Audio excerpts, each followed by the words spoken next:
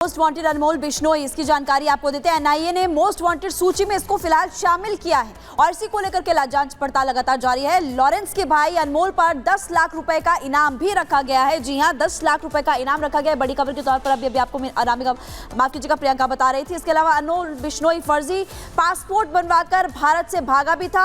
अनमोल बिश्नोई के कनाडा में होने की खबर भी मिल रही है और ये भी आपको बता दें कि मोस्ट वांटेड अब लॉरेंस का भाई बन चुका है।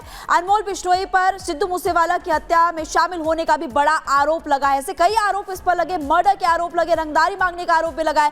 बाबा सिद्दीकी की हत्या में भी अनमोल का नाम सामने आ रहा है। इसकी जानकारी हम आपको पहले से ही दे रहे थे। सलमान खान के घर पर गोली लगवाने के पीछे भी इसका हाथ माना जा रहा है और अनमोल बिश्नोई पर दर्जनों मुकदमे दर्ज है, बहुत सारे केसेस दर्ज है और रंगदारी का मामला हो, मर्डर से जुड़ा केस हो, ऐसे बहुत सारे मुकदमे उस पर दर्ज किए गए हैं। इस बीच एक और बड़ी जानकारी आपको दे दें। बाबा सिद्दीकी के बेटे जिशान सिद्दीकी का एक बड़ा बयान सामने आया है। उनका कहना है कि लॉरेंस जो है उसका सिर्फ एक नैरेटिव गढ़ा गया है। मुंबई पुलिस को पहले से ही सब कुछ बता दिया गया था। कुछ लोग हमसे यानी कि सिद्दीकी परिवार से खुश नहीं थे, जिसके चलते इस वारदात को अंजाम दिया गया। ये बड़ी खबर आपको बता रहे हैं। मर्डर से पहले ही लॉरेंस का नैरेटिव बनाया गया, यानी कि सीधे तौर पर लॉरेंस बिश्नोई ने इस पूरे हत्याकांड को अंजाम दिया है। इसको नकार रहे जिशान सिद्दीकी। उनका कहना है सिर्फ एक नैरेटिव गढ़ा गया है। मुंबई पुलिस को पहले से ही सब कुछ पता था और हमारे सहयोगी ने जिशान सिद्दीकी से बातचीत की है। आपको सुनवाते हैं क्या कुछ कहा जिशान। एनसीपी के लीडर जिशान सिद्दीकी मौजूद हैं, उनसे ज़रा बात करते हैं। उनके घर में एक बहुत ही दुखदायक घटना हुई है जिससे वो बहुत परेशान है। इस वक्त जानने की कोशिश करते हैं। अभी आपने फॉर्मली जो है वो एनसीपी को ज्वाइन कर लिया। जी, आपने देखा होगा कि पिछले 1-2 दिन में महाविकास अघाड़ी ने अपना कैंडिडेट अनाउंस किया है और मैं कांग्रेस का विधायक रहा हूँ, आमदार रहा हूँ, तो ये सीट कांग्रेस को जानी चाहिए थी। सिटिंग एमएलए में हूँ, पर इस कठिन समय में जो अजीत पवार दादा ने, प्रफुल्ल पटेल जी ने, सुनील तटकरे जी ने, पूरे राष्ट्रवादी परिवार ने जो मुझ पर विश्वास दिखाया है, मैं उनका आभारी हूँ और हमेशा आभारी रहूँगा। मेरे परिवार के लिए और मेरे लिए बहुत ही इमोशनल मोमेंट है और इस मोमेंट में मैं मेरे पिताजी बाबा सिद्दीकी जी को याद करता हूँ। उनका अधूरा सपना था ये सीट को फिर एक बार जीतने का और बांद्रा पूर्व की जनता का मांग था और उन्होंने इसको सराखों पर रखा और मुझे भी फॉर्म भी दिया बांद्रा पूर्व से आज लड़ने के लिए। तो मैं लड़ूंगा, जीतूंगा और बड़ी बहुमत से जीतूंगा। रिकॉर्ड ब्रेकिंग विक्ट्री हम बांद्रा पूर्व से राष्ट्रवादी पार्टी से करके दिखाएंगे। आपको लगता है कि ये सारे डिस्प्यूट जो है वो एक्चुअल रीज़न है सलमान खान लॉरेंस बिश्नोई गैंग का जो बताया जा रहा है प्लॉट, वो बिल्कुल सरासर गलत है? देखिए, मैं इसके बारे में ज़्यादा आपको कुछ नॉलेज दे नहीं पाऊंगा क्योंकि मुंबई पुलिस इन्वेस्टिगेट कर रही है। मेरे साथ जो हादसा हुआ है, मेरे पिताजी मेरे साथ नहीं है, मेरे घर के चिराग, मेरी बहन है, मेरी माँ है और हमने जो चीज़ खोई है उसके बारे में तो मैं आपको बता भी नहीं सकता हूँ। पर जो दिन दहाड़े हुआ है एक इतने नेक इंसान के साथ जो हमेशा लोगों की सेवा करते, लोगों की मदद करते हैं और उनकी जान भी आज अगर गई है तो गरीब लोगों की घर के लिए गई है, गरीब लोगों की राइट्स बचाने के लिए गई है। तो जो एंगल है वो मुंबई पुलिस इन्वेस्टिगेट करेगी, मगर हमें न्याय चाहिए और हमें विश्वास है, यकीन है कि न्याय जल्द से जल्द हमें मिलेगा। मेरे पिताजी के लिए, मेरे परिवार के लिए, पूरे देश के लिए, राज्य के लिए, सिटी के लिए, बांद्रा पूर्व के लिए।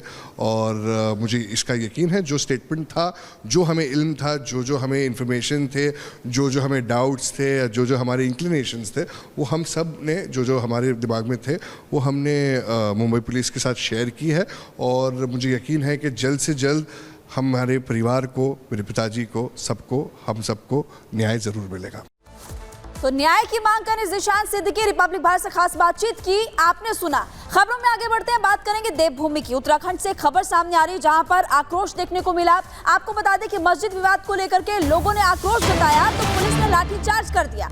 उत्तरकाशी में मस्जिद विवाद गर्मा चुका है।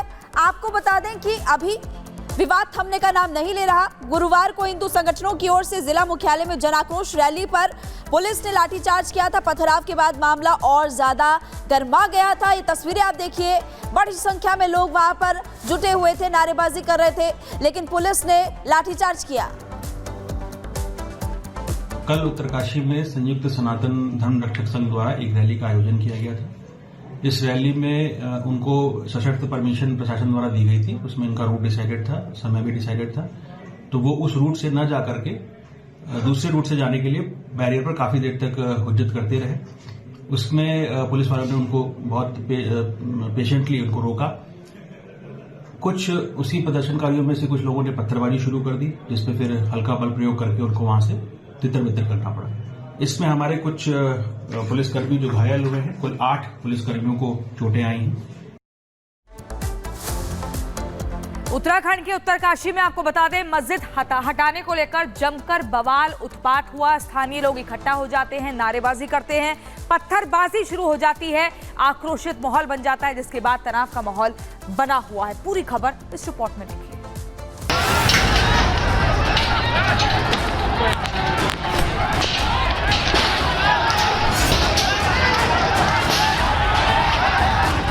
मस्जिद गिराने की मांग, हिंदू संगठन की ललकार।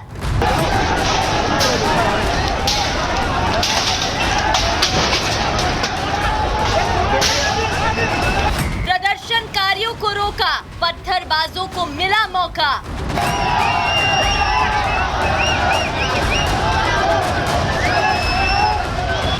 प्रदर्शनकारियों पर चले पत्थर, पत्थरबाजों का इलाज बुलडोजर।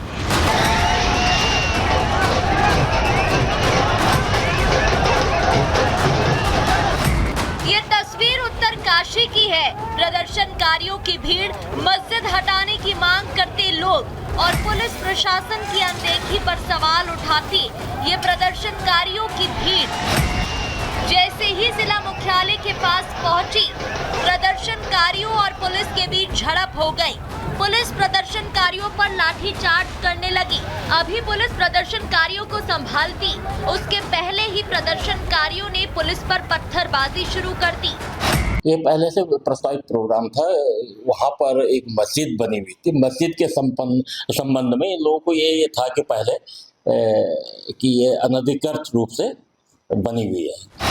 बताया जा रहा है कि पत्थरबाजी मुस्लिम समुदाय की ओर से की गई। पत्थरबाजी से अफरा तफरी मच गई। पथराव में कई पुलिसकर्मी घायल हो गए और प्रदर्शन करने आए लोग भी जख्मी हुए।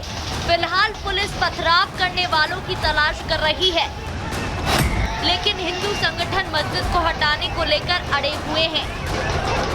ऐसे में साफ है कि हिमाचल प्रदेश के बाद उत्तराखंड में भी मस्जिद हटाने का मामला जल्द शांत होता नहीं दिख रहा। Bureau report, Republic Bharat.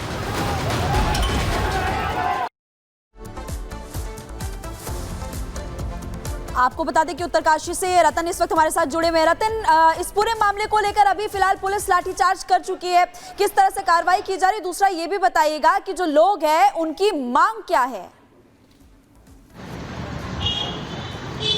देखिए, उत्तरकाशी में गरमाया हुआ मस्जिद विवाद अभी और उलझा हुआ है, सुलझने का नाम नहीं ले रहा है। हालांकि उत्तरकाशी की बात की जाए तो धारा 163 वहां पर लगाई गई है और जो स्थानीय लोग हैं, व्यापारी है, उन्होंने बंद का यहाँ पर आंदोलन किया है, आह्वान किया है, जिसका मिला जुला असर भी देखने को मिल रहा है। कल पुलिस की चूक कहे, पुलिस की भूल कहे, ये कह ले कि पुलिस को भाप नहीं पाई, जो वहां पर पथराव हो गया, क्योंकि जो हिंदूवादी संगठन के लोग थे उन्होंने पहले ही ऐलान किया था कि हम जन आक्रोश रैली निकालेंगे। रैली के बीच में पुलिस पर भी पथराव होता है, उन लोगों पर भी, हिंदू समुदाय के जो लोग हैं उन पर भी पथराव होता है और उसके बाद मामला लगातार आगे बढ़ जाता है, जिसमें पुलिस के लोग भी जख्मी हुए हैं और तमाम लोग भी यहाँ पर जख्मी हुए हैं। उसके बाद विरोध के स्वर भी वहाँ पर फूटने लगे। लेकिन आज की बात की जाए तो सुबह से ही वहाँ पर अनाउंसमेंट हो रहा था, पुलिस ने सुरक्षा के लिहाज से धारा 163 वहाँ पर लगा दी है। इसके साथ ही पुलिस ने यह भी कहा है कि अब नियम अनुसार जो होता है वो कीजिए, लेकिन कानून अपने हाथ में न लीजिए।